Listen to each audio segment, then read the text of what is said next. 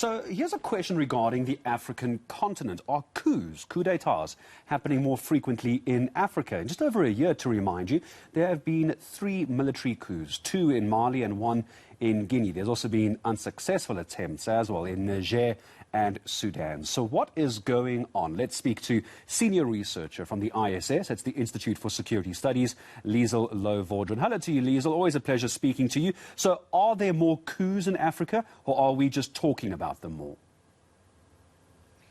Good morning. Yes, we have seen these last couple of months, as you said, more coups than I would say in the last couple of years. Although in the 1960s and the 1970s and 80s, there were far more coups. You'll remember in Nigeria and places like Sierra Leone, Ghana, etc.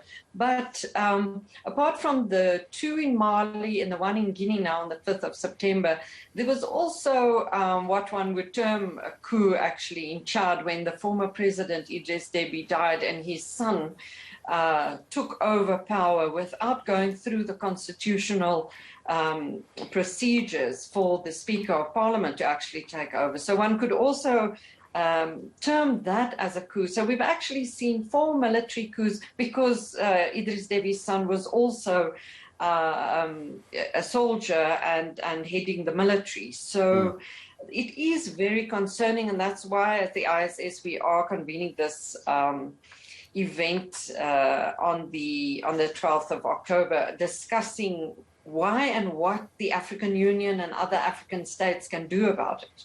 Well, I was about to ask you about this event that you have coming up in a few days' time as part of asking what the AU and the regional economic communities, the economic blocs, if you will, going to discuss. I'm pretty sure as well you're going to talk about, it was 2012, if memory serves me correctly, the African Charter on Democracy, Elections and Governance. That was adopted to try and prevent these sort of insurrections, but it doesn't seem to have made any difference at all. Your views?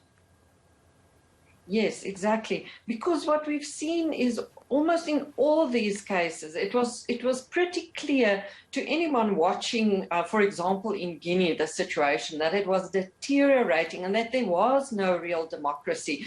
So people who are supporting the coup there, for example, like opposition leaders, are saying, but the president himself was acting in an unconstitutional way. So now the AU, since 2000, actually have outlawed coups. There's something called the Lomé Declaration. So if you stage a coup, you are immediately suspended from the African Union. But as I say, the argument is that in these countries, if the president is putting opposition leaders in jail, former president, well, now deposed President Alpha Condé in Guinea, changed the constitution, pushed through a 3rd term, very unpopular. There was a lot of violence.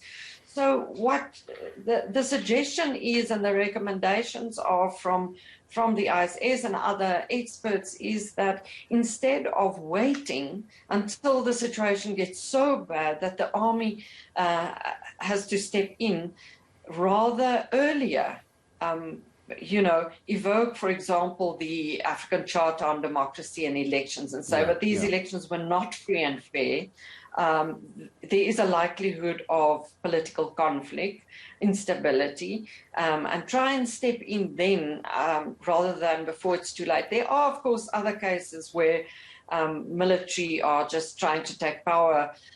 For example, now in Sudan, we have a new government, a civilian government, a democratic government, but the former supporters of Omar al-Bashir, we heard a lot of these last couple of days, last week actually, that there were rumors of a coup.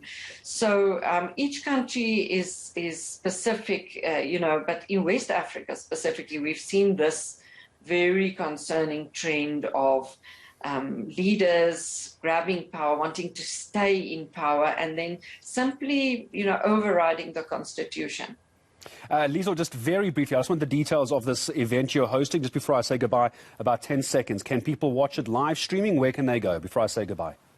Yes, of course. Yes, it's at 3 p.m. on the 12th of October, and we will have a range of experts. I'll be chairing the event on the issafrica.org website. You can just link, register, and attend. I'm sure it's going to be a very interesting discussion. I'm looking forward to it. 3 o'clock on the 12th of October. Appreciate your time in speaking to us. It's going to be fascinating to hear what comes out of that discussion. Liesl Louw-Vaudran from the Institute for Security Studies about coups in Africa.